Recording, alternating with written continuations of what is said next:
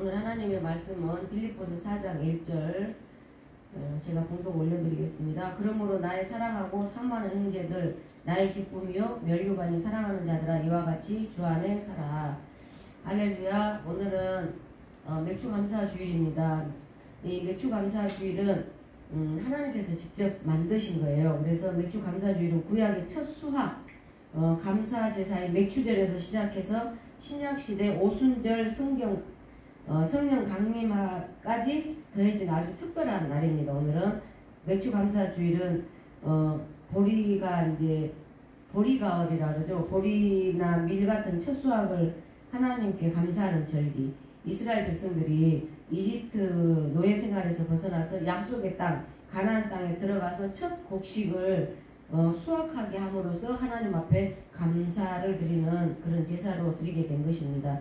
그래서 출애굽기 13장 16절에 보면 맥추절을 지키라 이는 내가 수고하여 밭에 뿌린 것 첫 열매를 거둠이라 이렇게 되어 있습니다. 그래서 6월절, 초막절 이제 이렇게 함께 이스라엘의 3대 절기입니다. 그래서 6개월 동안 이제 우리를 또 지켜주셨고 또 오늘 7월 이제 들어가는데 맥추절은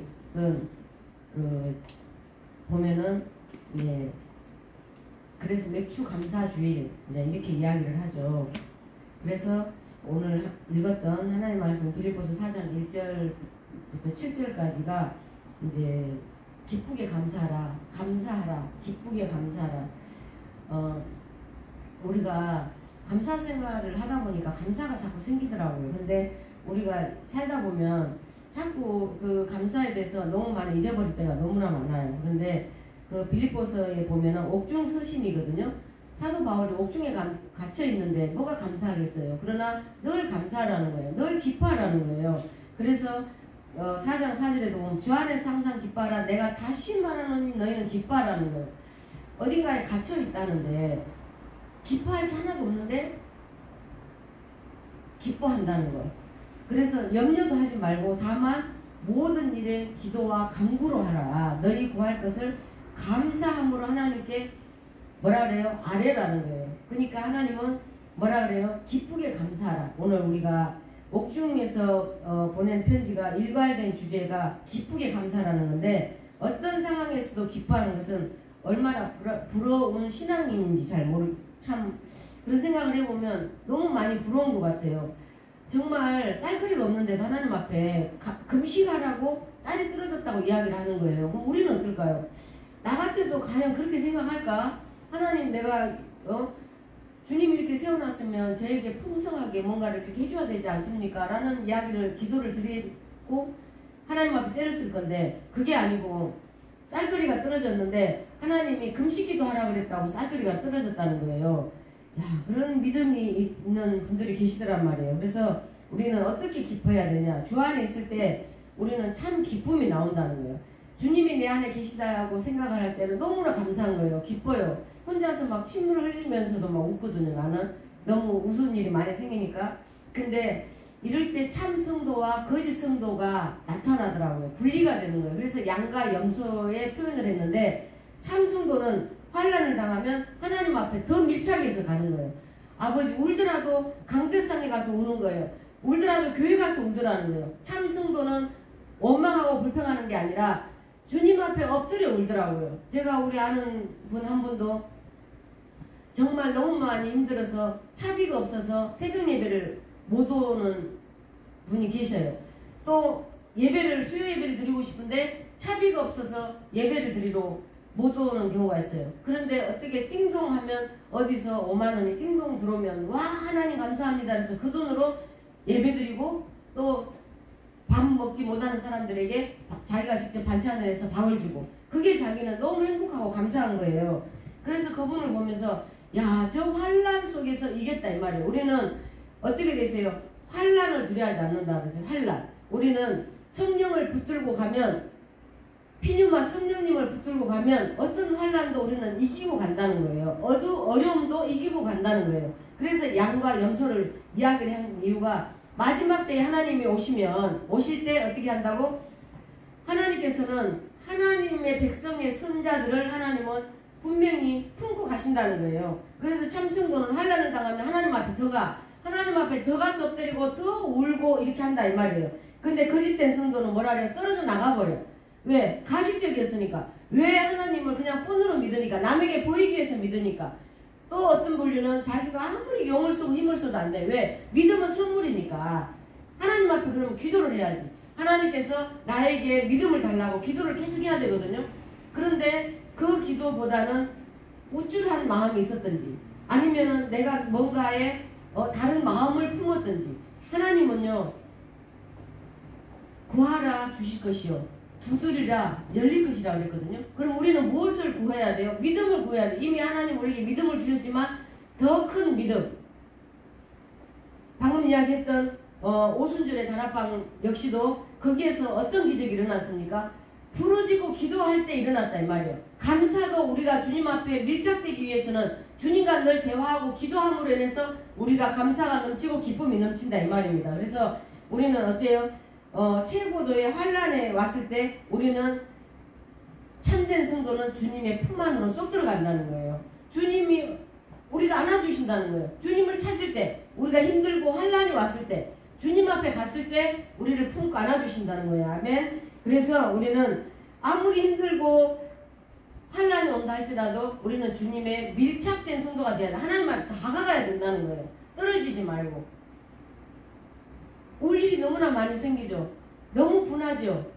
내가 정말 하루하루 살아가다 보면, 하나님 제가 왜 이렇게 살아야 될까요? 왜 제게 이런 환란을 주십니까? 이렇게 하는 생각이 얼마나 많이 듭니까? 그러죠. 솔직히 확 때려버리고 싶고, 진짜 확 다 내비팽개쳐버리고 가버리고 싶고, 그럴 때가 얼마나 많습니까? 그렇지만 우리 안에 성령님이 계시기 때문에 또 그 한순간을 성령님이 참아갈 수 있도록 하는 거예요. 우리가 폭발을 해버리면 마귀의 밥이 되지만, 우리가 그 폭발하지 않고 또 견디고 있었다는 것은 성령님이 내 안에 내주 계시기 때문에 우리가 그 폭발하지 않고 또 인내함으로 또 하루를 살아내고 또 하루를 살아낸다 이 말이에요. 그래서 우리는 어떤 환란, 최고도의 환란이 온다 할지라도 우리는 주님 품 안으로 들어가는 우리가 돼야 기쁨이 온다 이 말이에요. 그래서 주님을 의지한다는 거예요. 주님을 의지하고 살아가야 된다는 것입니다. 두 번째는 참된 지각의 인도를 받을 때 우리는 기쁨이 샘솟다는 거예요.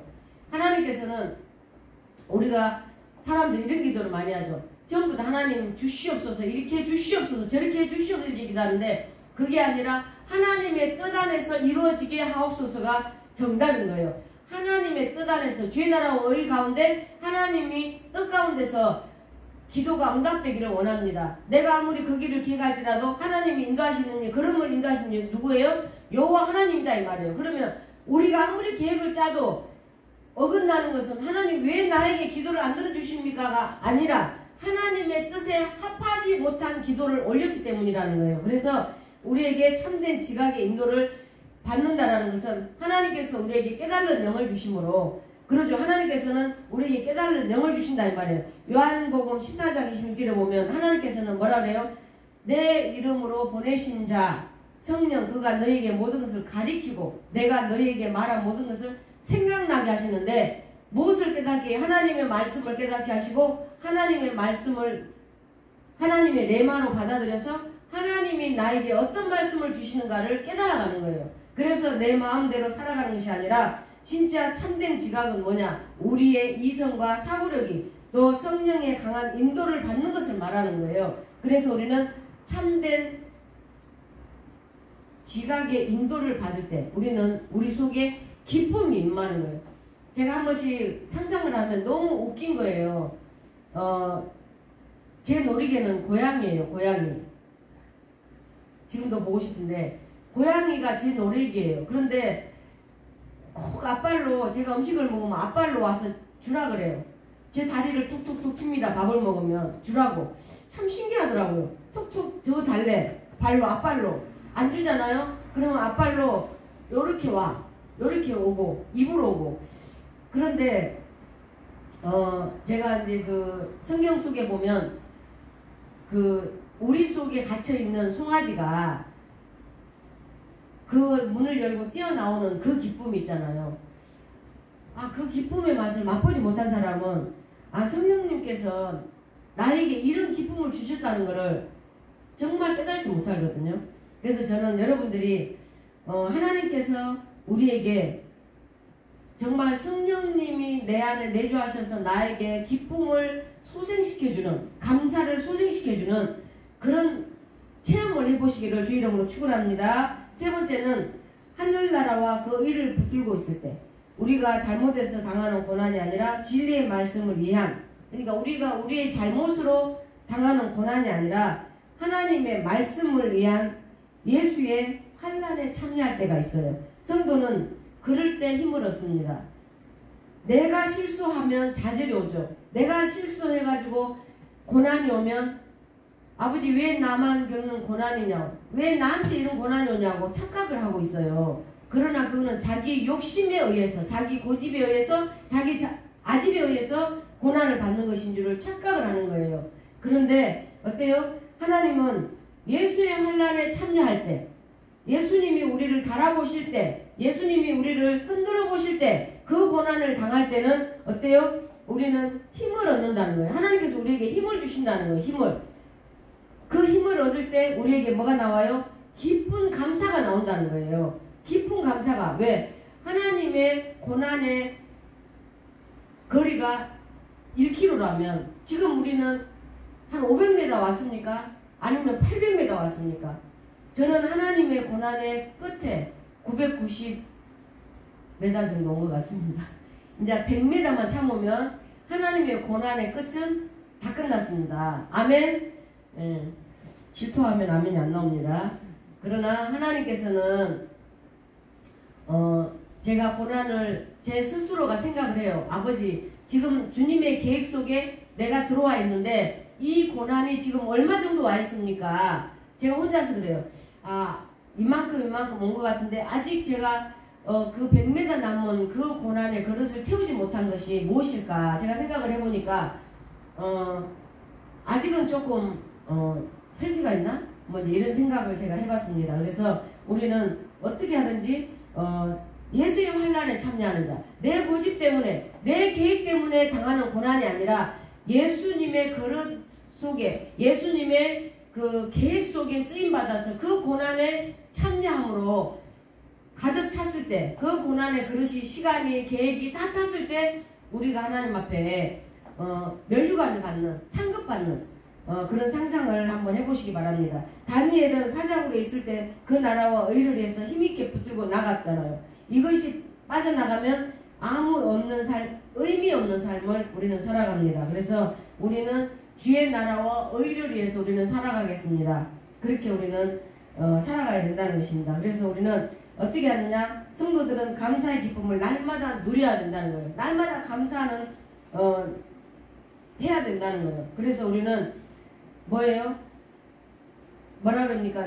요한계시록 20장 12절에도 보면 하나님께서 생명책에 우리를 기록하신다. 행위에 따라 책들에 기록된 대로 심판을 받는데 우리가 어떻게 살아가야 되느냐?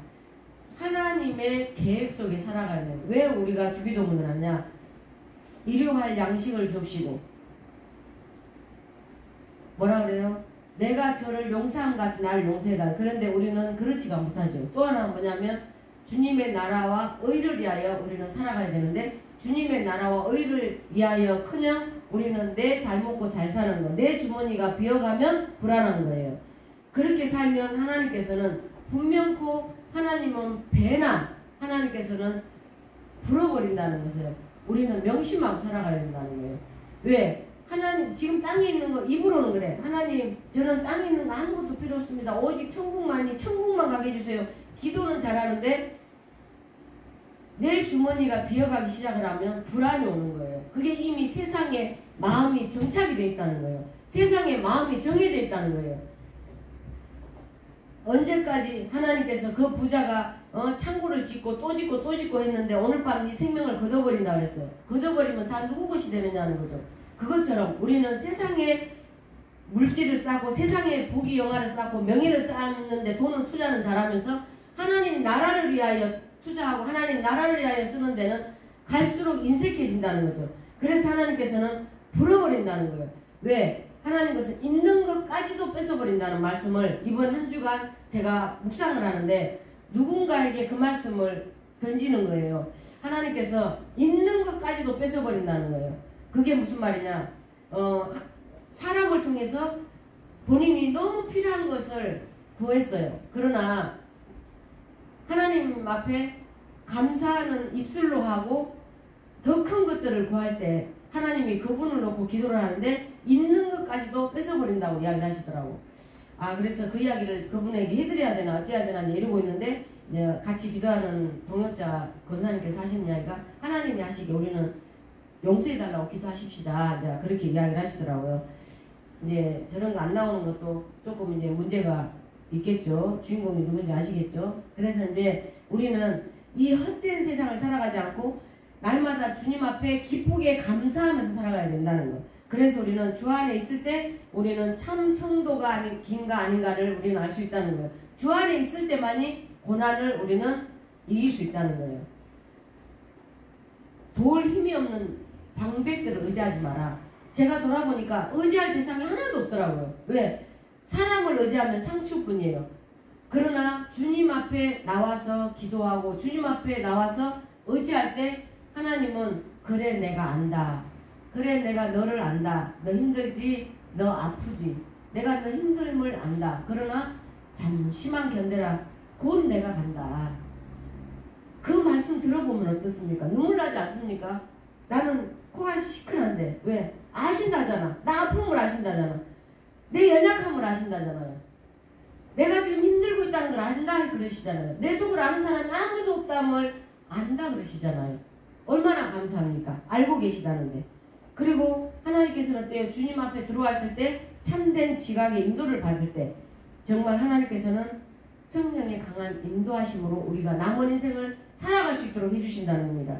그리고 하늘나라와 그를 붙들고 있을 때 주님만 붙들고 있을 때 어때요? 하나님께서 기쁘고 감사한 생활을 살 수 있게 하신다는 것입니다. 그래서 우리 사랑하는 성도 여러분 날씨가 많이 덥습니다. 그렇지만 이 더위 또한 지나갑니다. 이 또한 지나가리라. 이 또한 우리가 추워서 죽겠다 더워서 죽겠다가 아니라 이 더위가 있으므로 식물이 살아나고 우리가 이 더위가 있으므로 인내도 있고 또 조금 있으면 서늘한 가을바람이 불고 또 겨울이 오고 그러므로 우리 인생은 익어가는 것입니다.